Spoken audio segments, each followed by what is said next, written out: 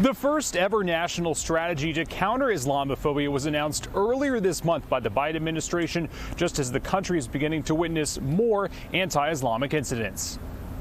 As a result of the Hamas terrorist attack in Israel and the humanitarian crisis in Gaza, we have seen an uptick in anti-Palestinian, anti-Arab, anti-Semitic, and Islamophobic incidents across America. The White House is taking action with a new strategy to counter Islamophobia after the country began seeing an increase in anti-Islamic incidents just weeks after the Israel and Hamas war broke out. It's actually been beyond crisis and into appalling at this point. We're getting ready to release new data shortly, and that will show an increase of over 1,000 incidents of people are requesting help or reporting bias to us in the last 4 weeks. Corey Saylor is the Research and Advocacy Director at the Council on American Islamic Relations.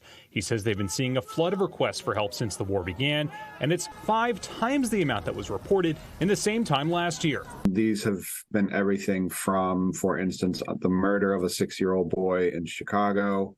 We have multiple incidents in which vehicles have been used to attempt to ram protesters or actually hit them. We have multiple incidents in which people have been threatened with murder. In Congress, Montana Representative Ryan Zinke introduced a bill that would expel Palestinians from the U.S. In a release, the congressman's office says the bill would, quote, prevent Palestinian terrorists from abusing the United States legal immigration system and is necessary to keep Americans safe.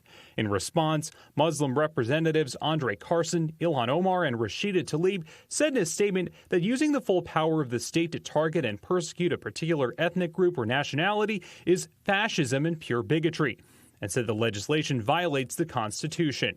Corey says the bill is an example of a class of people being targeted for no reason other than their place of birth. It's really time for us as a country to get beyond that and live up to our own values. The notion of expelling people because they were born in a certain place, I think should disqualify you from public office, to be honest. Contrasting to Representative Zinke's legislation, Senator Dick Durbin was joined by more than 100 lawmakers in urging President Biden to take action to ensure Palestinians aren't forced to leave the U.S.